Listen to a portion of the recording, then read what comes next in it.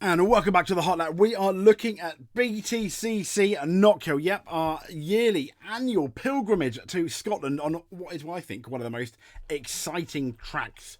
A mini Bathurst, I've always thought it. Yep, I'm not going to apologise for it because it really is the undulations, the up and down, things that can go wrong. It's tight and twisty as well. I love Knockhill. So, talking about Knockhill, let's get quickly then into the timetable, straight into it. As you can see, I'm going to... There we go. Zoom.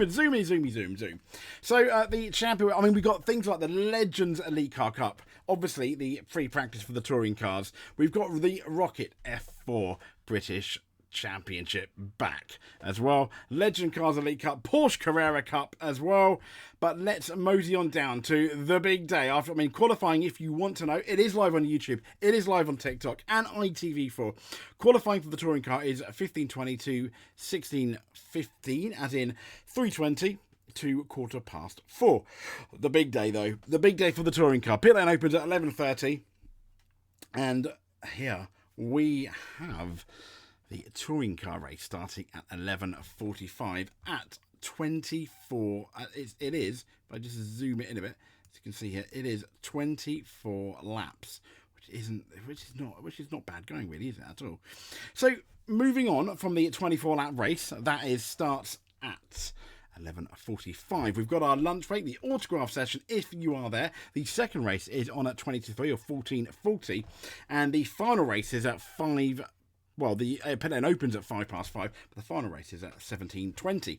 So that is it for our race, which I am let's be fair, I'm very much looking forward to it. But what about the track? What about the Knockhill track? Well, the Knockhill track is beautiful, I think, anyway. It's one of my favourite tracks. I really liked it in Tonga, but I thought it was, because it's about, less than a minute, it's one of those easy to learn but hard to master details we've got here. So let's take a lap then, shall we, around the track. Here we go.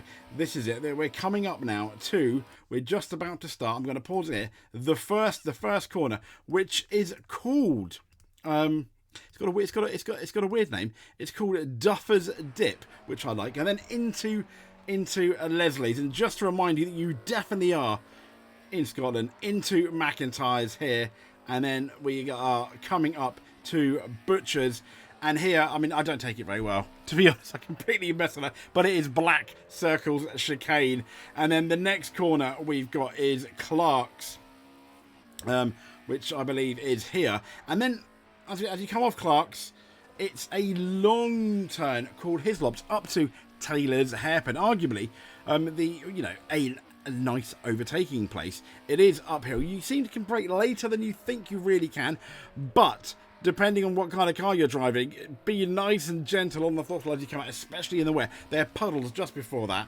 and that is the lap. It's pretty much less than a minute. When we actually have a look at the corners, there's 8. It's 1.27 miles. It was opened in 1992 of all places.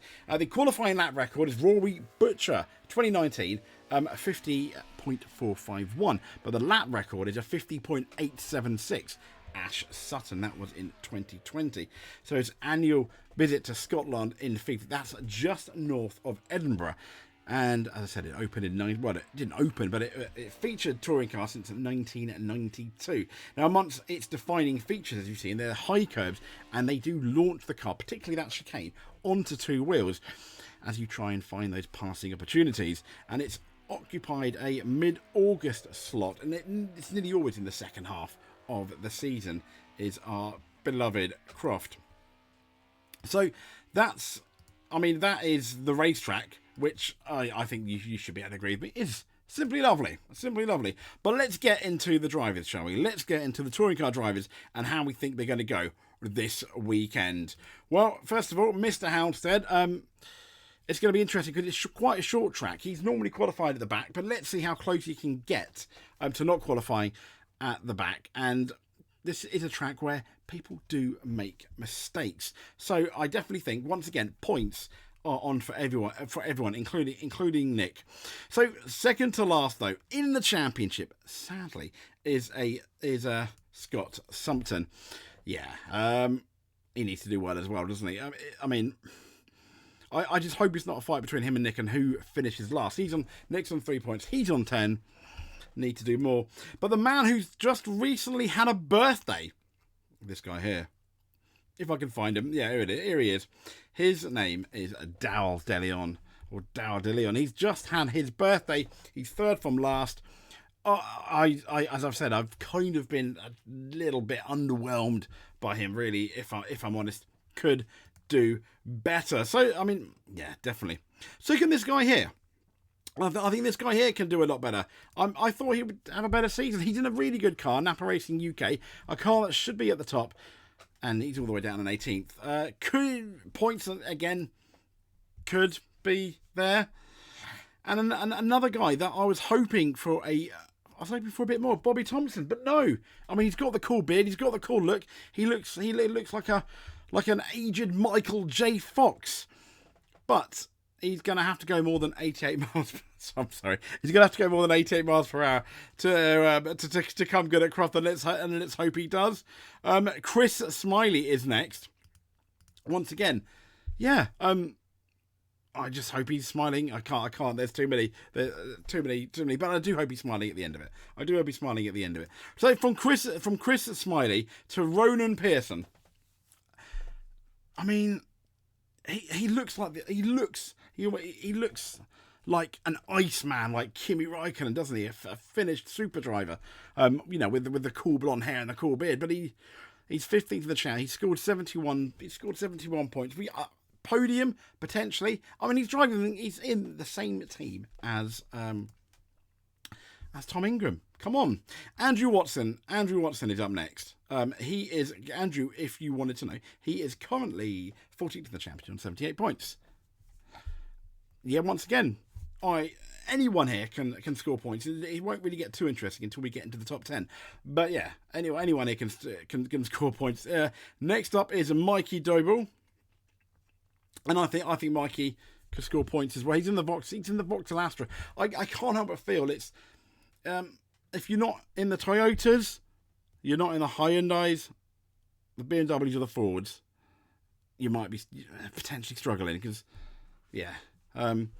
So I think we're gonna have to see there. But Aidan Moffat, one guy who this is essentially a home race for him, isn't it? Being Scottish, and I'm hoping he does well. But since his victory in Donington, he's just done nothing, has he? He's not really been, just a bit meh. And I want to say the same for this guy here. Adam Morgan. I've been Team BMW this year. I've been really disappointed. Qualifying, he's normally come good, but it's just not good enough. You have to wonder whether BMW are going to keep him on for next year. I hope they do, because I really like Adam, but being liked is obviously sometimes not good enough, is it? Dan Rowbottom, I think he's slowly coming. He might be coming good in the second half of the season. He gets up there, doesn't he? He threatens to do well, but then, maybe not so much. So we've got Mr. Huff, Roberto Huff. He didn't have a bad run last time out, did he? Thought he could win, and he tried it, and then it just didn't happen for him, did it? But this guy, I think he never gives up. And he is a terrier. He kind of reminds me of Collard in terms of like the fact he never gives up. And when he sniffs a podium and a good result, he just goes out there. So next up we've got Aaron Taylor Smith, who is Rob Hubb's currently 9th on 129 points.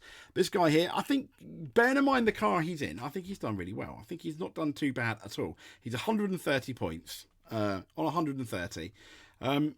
And yeah, all credit to him. I think he'll go quite well at Knockhill, easily in the top 10. A podium on one of the races wouldn't be. I don't think he'll be out of the question at all. I mean, he has won third, hasn't he, Aaron Taylor Smith? So next up, we have the man who won last time out, Tom Chilton. Could he do it again? I think he might need a reverse grid, bit of luck, but I think if he's at the front, absolutely, he can do it again. It is hard to pass at Knockhill, but not impossible. So potentially a victory. The next guy is currently Colin Turkington is currently 6th in the championship. It looked like Colin was gonna have a really good weekend at Croft. And then he didn't. I mean, he won the first race.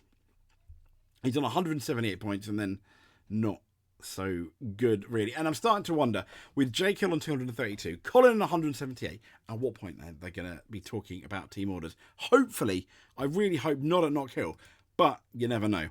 Next up, this man's come out and he said he thinks he's still in with a shout of the championship. And I think absolutely he is.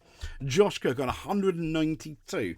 So he is, 50, nearly, 50, 60 points, give or take, behind Tom Ingram now, the championship leader. But I think anyone from 5th can do it. According to Turkington could, but I think he needs a bit of luck. But anyone in the top 5 now could be champion, because it chops and change that much, and Josh Cook most certainly is one of them, albeit he has the most work to do in the top 5.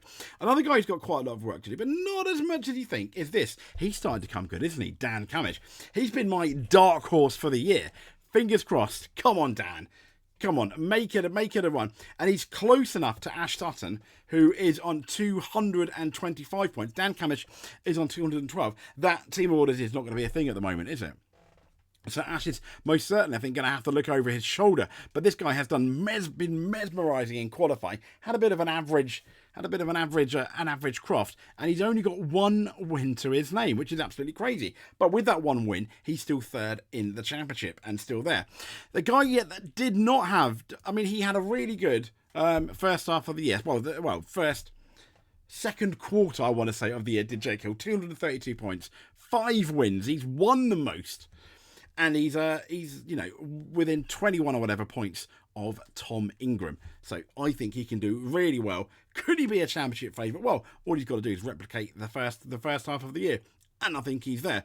But another man who's going to really, really want to stop on is Tom Ingram. He's going to have, I know there's not a lot of straights here, but there's a lot of undulations. And I think if you can get into the top 10, the quick 6, if you can get into the quick 6 for the qualifying and for that first race, I think he's in shout for a really good weekend. If he can't, and he doesn't even make it into the top 10, I think he may well struggle, and we may well have a new championship leader.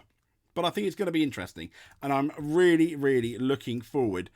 I'm really looking forward to Knockhill 2024 this weekend. Who do you think is going to win? Comment below. Let us know. If you like our touring car content, give us a subscribe. That would be great. If you already subscribed, hit the notification button so you don't miss a race, or you don't miss a video even. And also, we do Formula 1, as you probably know. We also do a rally, a bit of gaming as well. So, and that's motorsport gaming, badly, most of the time. If you like that, give us a shout, give us a subscribe, give us a like, comment below. Let me know. Speak to you soon.